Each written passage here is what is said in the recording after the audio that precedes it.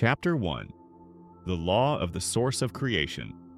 The source of all creation is pure consciousness, pure potentiality seeking expression from the unmanifest to the manifest.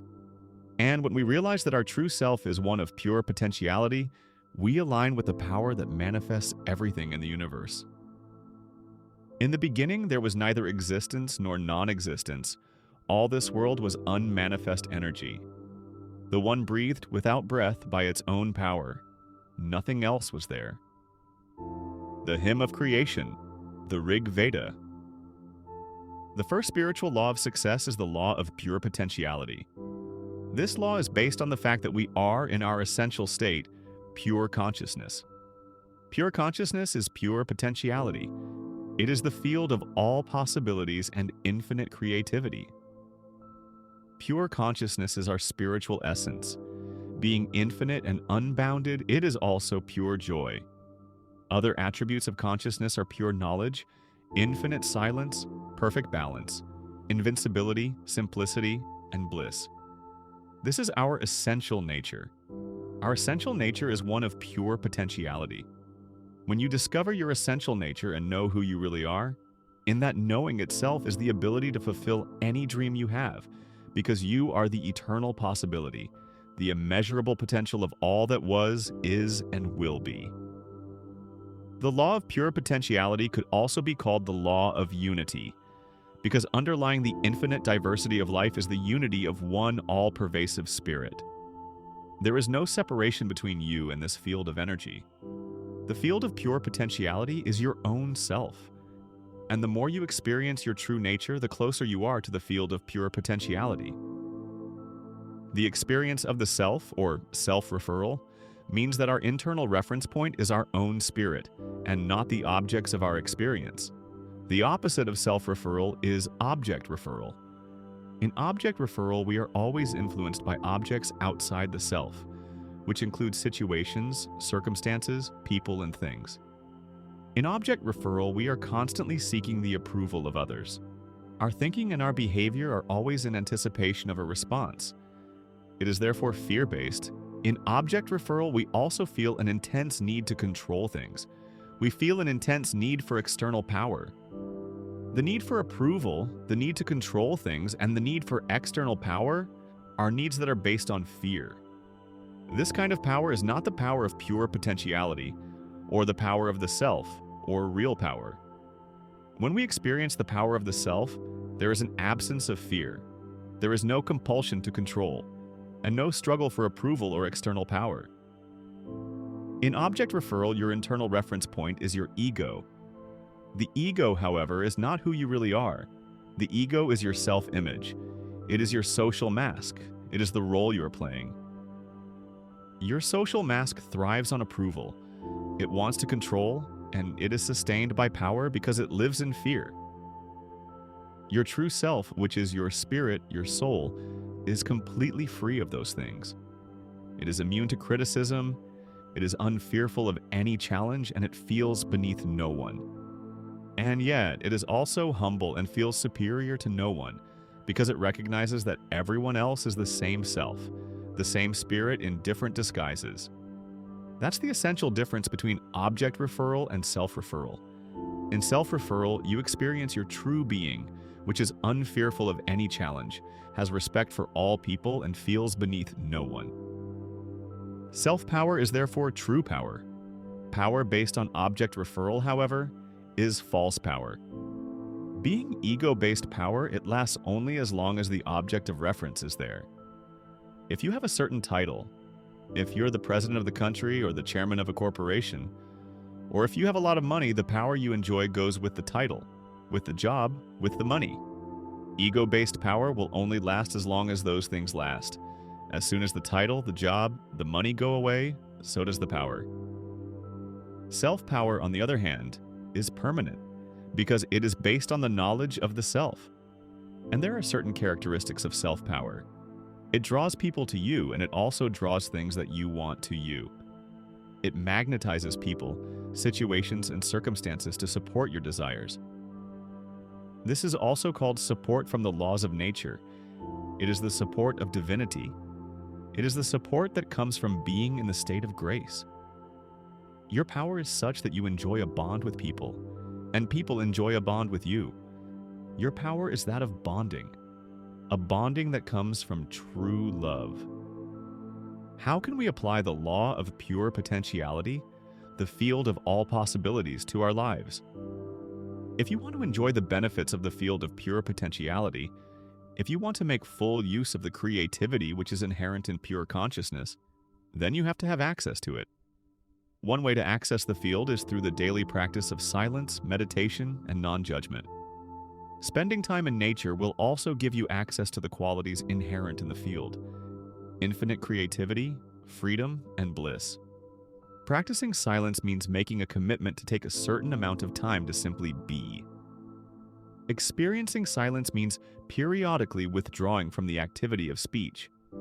It also means periodically withdrawing from such activities as watching television, listening to the radio, or reading a book. If you never give yourself the opportunity to experience silence, this creates turbulence in your internal dialogue. Set aside a little time every once in a while to experience silence. Or simply make a commitment to maintain silence for a certain period each day. You could do it for 2 hours, or if that seems a lot, do it for a 1-hour period. And every once in a while experience silence for an extended period of time, such as a full day, or 2 days, or even a whole week. What happens when you go into this experience of silence? Initially, your internal dialogue becomes even more turbulent. You feel an intense need to say things. I've known people who go absolutely crazy the first day or two when they commit themselves to an extended period of silence. A sense of urgency and anxiety suddenly comes over them, but as they stay with the experience, their internal dialogue begins to quieten, and soon the silence becomes profound. This is because after a while the mind gives up. It realizes there's no point in going around and around if you, the self, the spirit, the choice maker, are not going to speak. Period. Then, as the internal dialogue quietens, you begin to experience the stillness of the field of pure potentiality. Practicing silence periodically as it is convenient to you is one way to experience the law of pure potentiality. Spending time each day in meditation is another. Ideally, you should meditate at least 30 minutes in the morning and 30 minutes in the evening.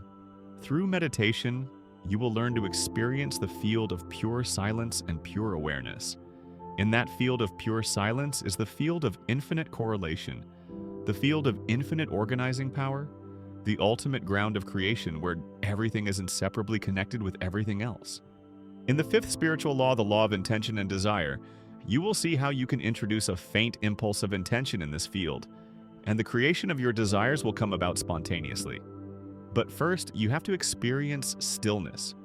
Stillness is the first requirement for manifesting your desires, because in stillness lies your connection to the field of pure potentiality that can orchestrate an infinity of details for you. Imagine throwing a little stone into a still pond and watching it ripple.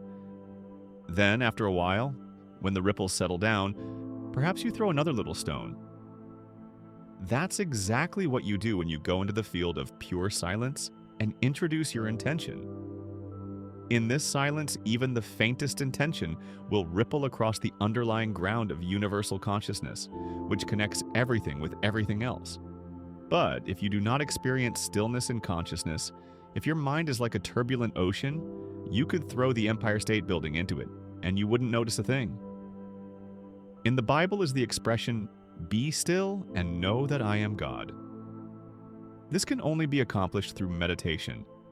Another way to access the field of pure potentiality is through the practice of non-judgment.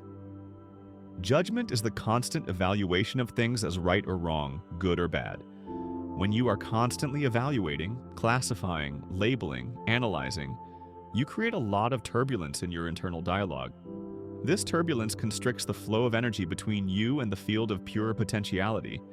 You literally squeeze the gap between thoughts. The gap is your connection to the field of pure potentiality. It is that state of pure awareness, that silent space between thoughts, that inner stillness that connects you to true power. And when you squeeze the gap, you squeeze your connection to the field of pure potentiality and infinite creativity. There is a prayer in A Course in Miracles that states, "Today I shall judge nothing that occurs." Non-judgment creates silence in your mind. It is a good idea, therefore, to begin your day with that statement. And throughout the day, remind yourself of that statement each time you catch yourself judging. If practicing this procedure for the whole day seems too difficult, then you may simply say to yourself, "For the next 2 hours, I won't judge anything." Or, "For the next hour, I will experience non-judgment." Then you can extend it gradually through meditation and through non-judgment. You will access the first law, the law of pure potentiality. Once you start doing that, you can add a fourth component to this practice, and that is regularly spending time in direct communion with nature. Spending time in nature enables you to sense the harmonious interaction of all the elements and forces of life, and gives you a sense of unity with all of life. Whether it be a stream, a forest, a mountain, a lake, or the seashore, that connection with nature's intelligence will also help you access the field of pure potentiality. You must learn to get in touch with the innermost essence of your being. This true essence is beyond the ego. It is fearless, it is free. It is immune to criticism. It does not fear any challenge. It is beneath no one, superior to no one, and full of magic, mystery, and enchantment. Access to your true essence will also give you insight into the mirror of relationship, because all relationship is a reflection of your relationship with yourself. For example, if you have guilt, fear, and insecurity over money or success or anything else, then these are reflections of guilt, fear, and insecurity as basic aspects of your personality. No amount of money or success will solve these basic problems of existence. Only intimacy with the self will bring about true healing. And when you are grounded in the knowledge of your true self, when you really understand your true nature, you will never feel guilty, fearful, or insecure about money, or affluence, or fulfilling your desires, because you will realize that the essence of all material wealth is life energy. It is pure potentiality. And pure potentiality is your intrinsic nature. As you gain more and more access to your true nature, you will also spontaneously receive creative thoughts, because the field of pure potentiality is also the field of infinite creativity and pure knowledge. Franz Kafka, the Austrian philosopher and poet, once said, "You need not leave your room. Remain sitting at your table and listen. You need not even listen, simply wait. Just learn to become quiet and still and solitary. The world will freely offer itself to you to be unmasked. It has no choice. It will roll in ecstasy at your feet." The affluence of the universe, the lavish display and abundance of the universe, is an expression of the creative mind of nature. The more tuned in you are to the mind of nature, the more you have access to its infinite, unbounded creativity. But first, you have to go beyond the turbulence of your internal dialogue to connect with that abundant, affluent, infinite creative mind. And then you create the possibility of dynamic activity while at the same time carrying the stillness of the eternal, unbounded creative mind. This exquisite combination of silent, unbounded, infinite mind, along with dynamic, bounded, individual mind, is the perfect balance of stillness and movement simultaneously that can create whatever you want. This coexistence of opposites, stillness and dynamism at the same time, makes you independent of situations, circumstances, people, and things. When you quietly acknowledge this exquisite coexistence of opposites, you align yourself with the world of energy, the quantum soup, the non-material non-stuff that is the source of the material world. This world of energy is fluid, dynamic, resilient, changing, forever in motion. And yet it is also non-changing, still quiet, eternal, and silent. Stillness alone is the potentiality for creativity. Movement alone is creativity restricted to a certain aspect of its expression. But the combination of movement and stillness enables you to unleash your creativity in all directions, wherever the power of your attention takes you. Wherever you go in the midst of movement and activity, carry your stillness within you. Then the chaotic movement around you will never overshadow your access to the reservoir of creativity, the field of pure potentiality. Applying the law of pure potentiality.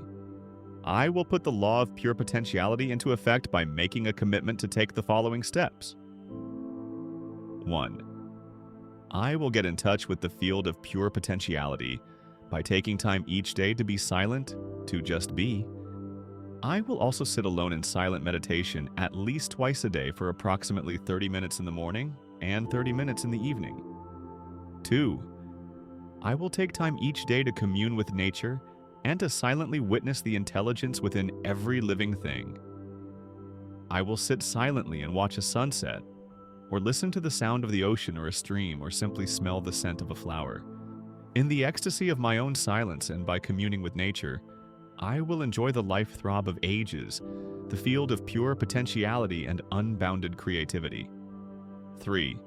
I will practice non-judgment.